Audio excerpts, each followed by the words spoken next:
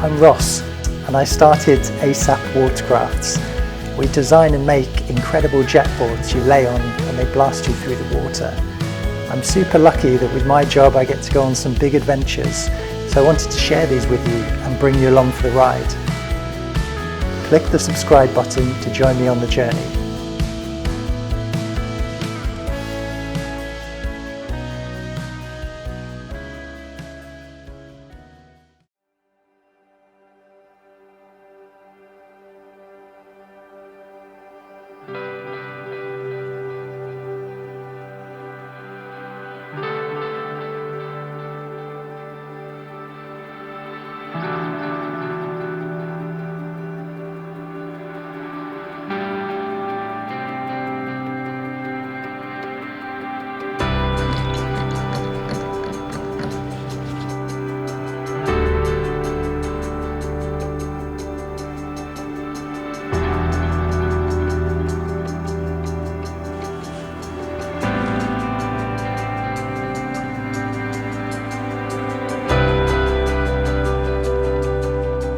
I would have loved to have given this talk to you in person, and I realise it's been a really strange year for you, and with everything being online, I'm sure you're very used to online talks and lectures.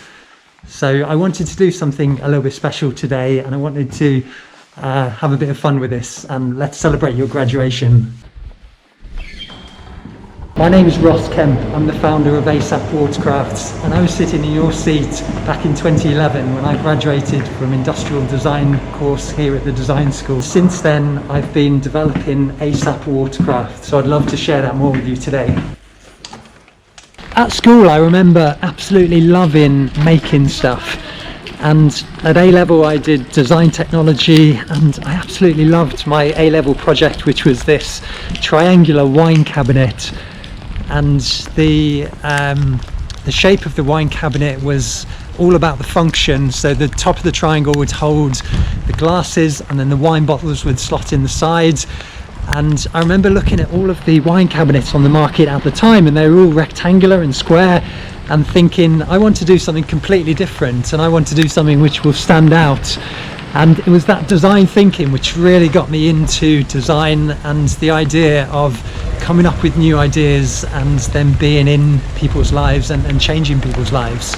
At my school, when I was doing my A-levels, there was a poster on the back of a sliding door, and it was the Loughborough University poster, and I remember it having some beautiful blue sketchwork on, and we would sit there doing our A-levels copying this beautiful sketchwork.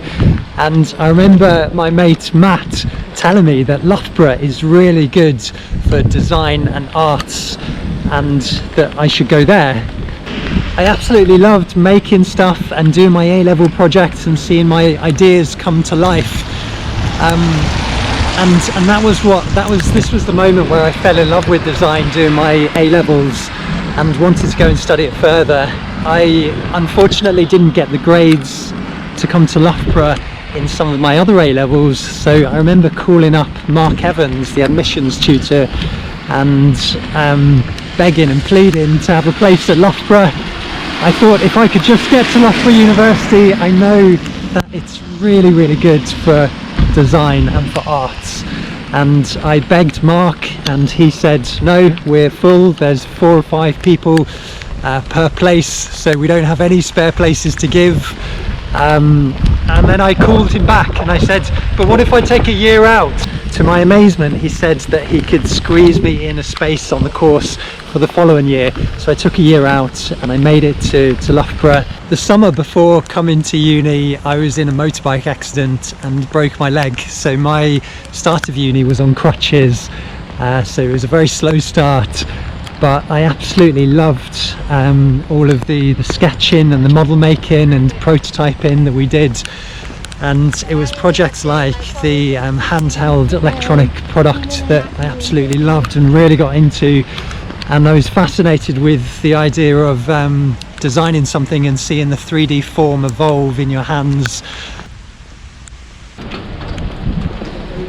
When I did my design course, we had to do a final year project. Perhaps it might be similar for you as well. And because I was on crutches, I started swimming, and I was part of the life-saving club at Loughborough University.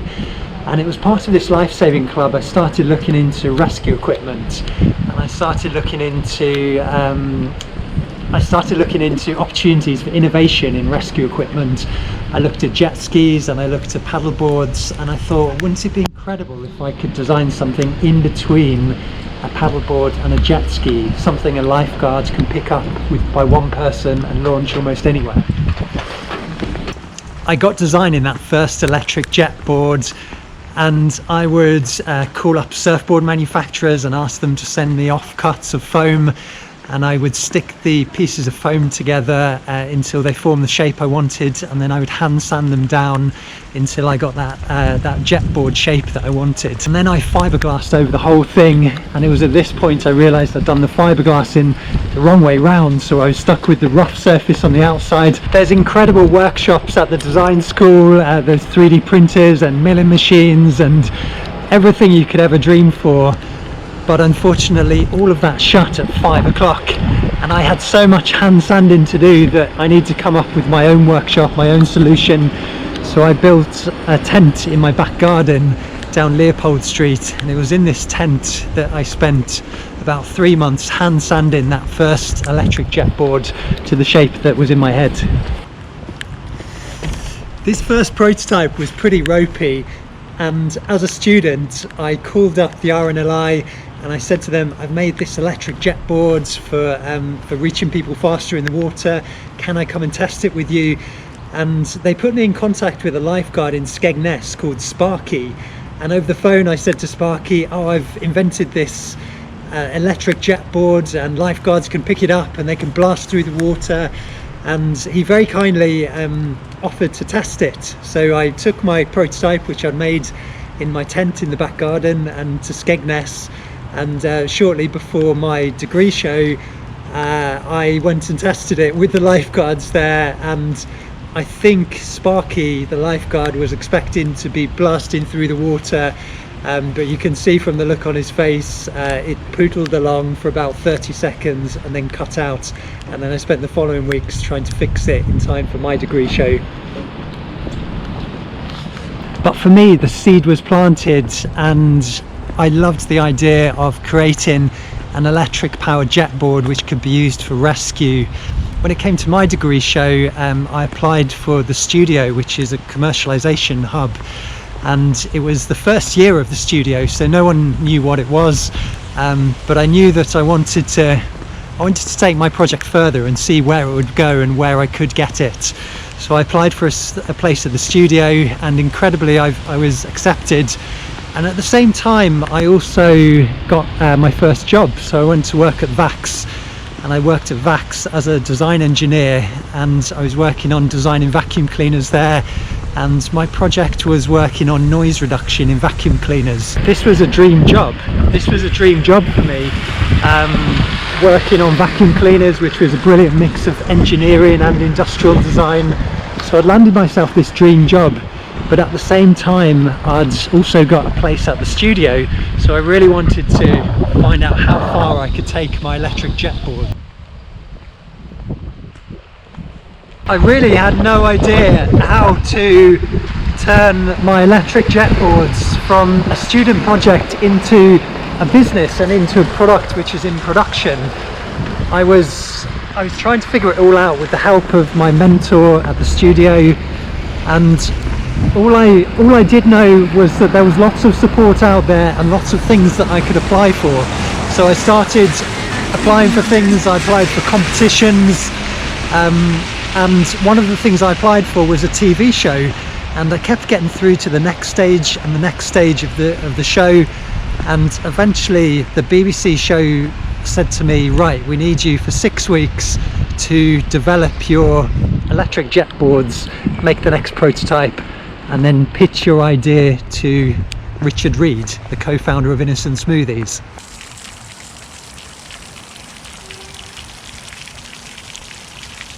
I was still working at Vax at the time, and suddenly the BBC wanted me to develop my project further and gave me this incredible opportunity.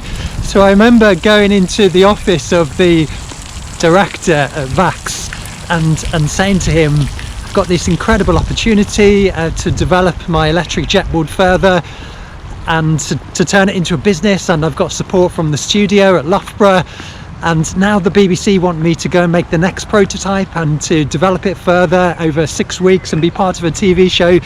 Is there any chance I could have 6 weeks off starting from next week? And to my absolute amazement, the director of VAX said, "You've got to do this. This is an incredible opportunity. You'll never get a chance like this again." So he put me on a 6-week sabbatical starting from the following week.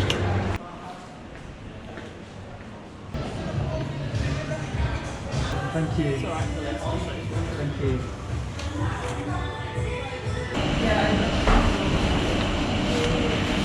So that's what I did.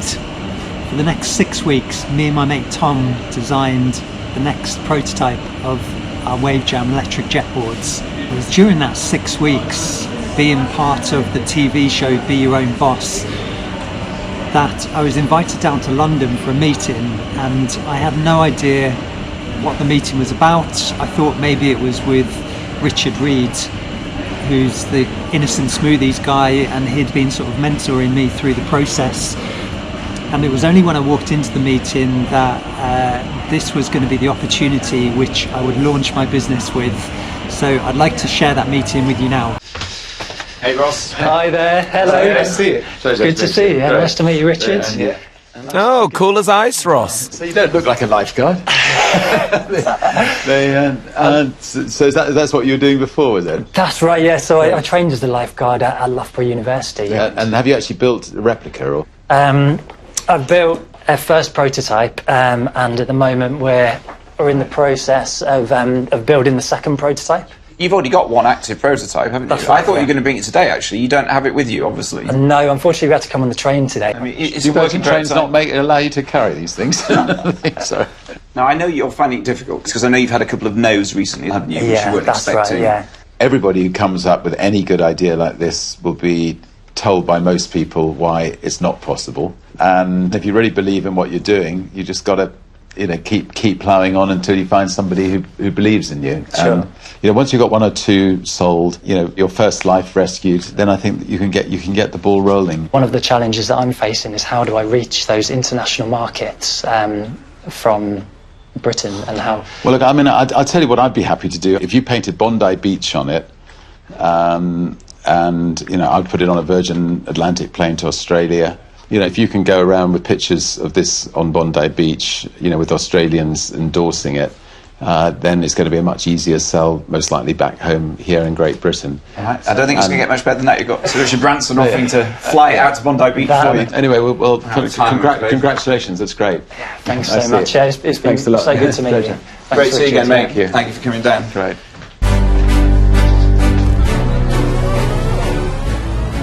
Wow, that was by far one of the most amazing things that ever happened to me. Even just to meet him is sort of one of the best things I've done in my life so far. The only trouble is now I feel like I'm at the top, so I don't know where it's going to go from here. You been to Bondi? No, I've never been to Australia. Oh, fuck, you're mad. Is it that good? Are you married? Yeah. You should have done it before. Wow, what an incredible opportunity. I suddenly had this amazing offer from Sir Richard Branson, but I had no idea what to do next. I had no idea how to contact him, how to take him up on this incredible offer. All I did know is that I wanted to keep applying for more things and throw myself into more new adventures.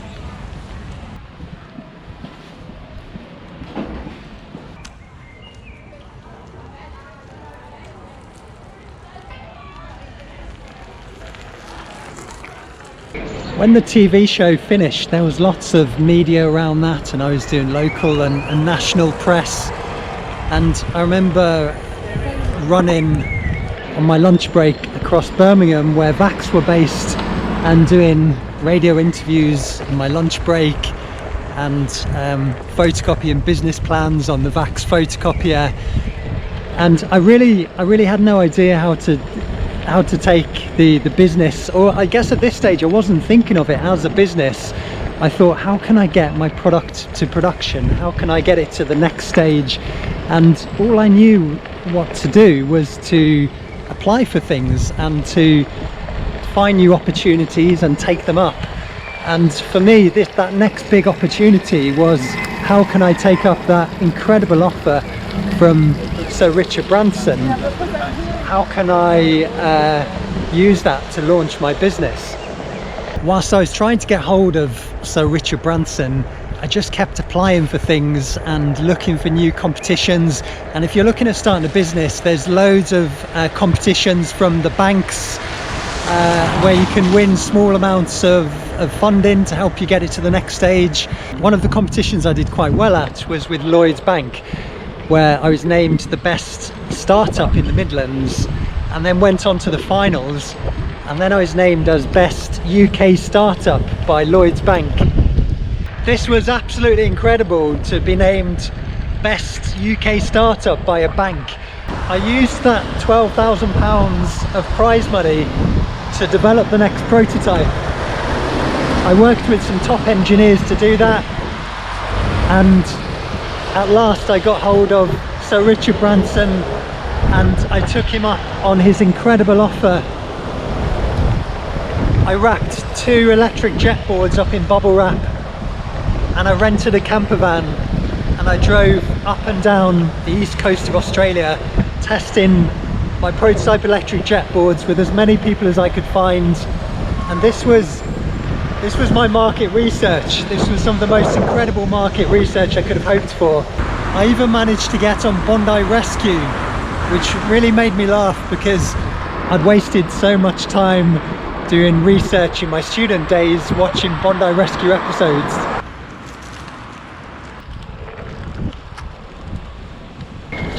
After testing the product in Australia, it was really all of that testing that I used to develop the production product, and I just kept developing different parts, and there were lots of challenges to solve, and myself and the engineers I was working with would just take one challenge at a time and make a prototype, and then move on to the next one, test it, prototype it, and test it. And over the next few years we completely redesigned the product over and over again. When I'd won the prize with Lloyds Bank, this gave me the confidence to leave my job at Vax. Even though it was that dream job, I really needed to see where my major project was going to take me. I was having such an amazing time doing it, and it was opening up so many adventures for me. So I left my job at Vax and was doing freelance work part-time, and then the rest of my time I was developing ASAP watercrafts, developing our electric jet board. And when I won that prize with Lloyds Bank, it also not only came with the prize money but came with some mentoring, which is just as valuable. The first of these Lloyds mentoring sessions was with David Oldfield, who's the CEO of Lloyds Business Banking. I couldn't believe it. I was way out of my depth. I was in this meeting with the big cheese of Lloyds Bank and his advisors, pitching my electric jet board ideas to them and not really knowing how to turn it into a business. And I was way out of my depth, and I was so scared going into this meeting. They were lovely, and amazingly they gave me a few hours of their time to talk through everything. But the reason I brought this up is because it's what happened after that meeting that was so important. I was there dragging this old prototype through the corridors of Lloyds Bank headquarters, and I would bump into everyone in the corridor and they'd stop and say to me, "Why have you got that big boat with you? What are you doing here?" And I would explain to them that it's an electric jet board, and it's for rescue, it's for lifeguards to reach people faster. And one of those people I ran into in the corridor was a guy called David Richardson, and he gave me his card and he said, "I know somebody looking for investment opportunities, give me a call, I'll put you in touch." And I'll be honest, when I got home I put that card on my desk and I kept putting it off week after week, because it's really scary to call somebody up out of the blue and ask them for help. But eventually, just so I could cross it off my to-do list, I picked up the phone and he kindly introduced me to a guy called Steve, and Steve went on to invest all of the money that we needed to get the product into production.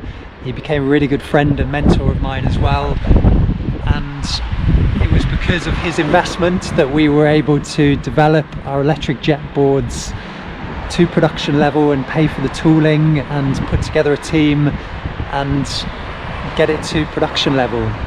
It was whilst testing our rescue jet boards that I realised this is loads of fun to be blasted through the water.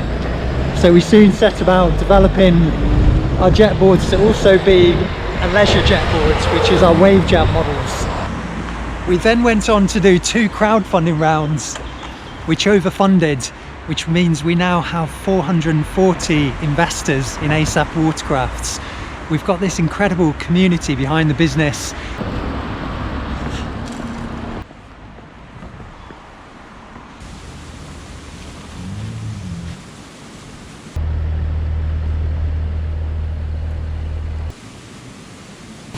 Fast forward to today, and we're now selling our wave jam and rescue electric jet boards all across the world. I can't believe it's been 10 years since I graduated and was in your position. And when I think back of all the things I've done since graduating, they've all been based on having the most incredible experiences and having big adventures. They've not been about how can I earn the most money or how can I get the next big paying job. When I was sitting down planning this, I was trying to think about what could I say to you which will be useful for you graduating today. What would I have wanted to hear 10 years ago? And I know exactly what that is. I want to say to you that if I was in your position again, I think what I would recommend doing is finding what you love. Find what you love doing and just keep doing it, and keep doing it no matter what anyone says. And the beauty of this is that if you keep doing something that you love, then you'll just get better and better at it. And when you get better and better at something in your niche, you become an expert at it. And when you become an expert at something, you can charge a large fee for doing that. And because you have kept going at something, you'll find that everyone else will slowly drop off and take the safe option and do something different or get bored. Whereas if you just find what you love and keep doing it and keep doing it, you will end up being the very best in your field. And also, the amazing thing is that when you love something so much, it attracts other people to want to help you and to be involved, because they feed off your energy and off your enthusiasm.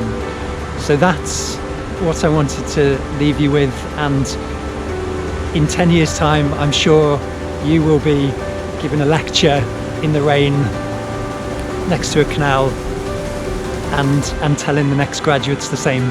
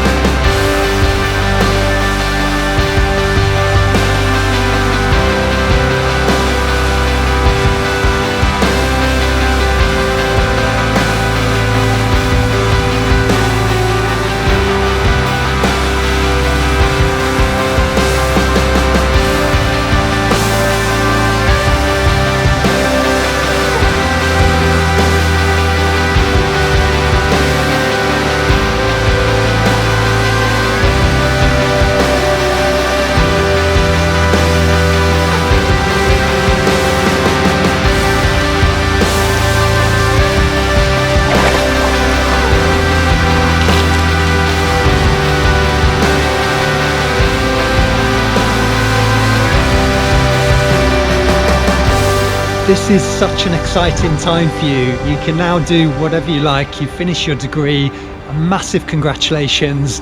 And I hope that your life is full of many incredible adventures. So this one's for you. Here's to you and the next steps.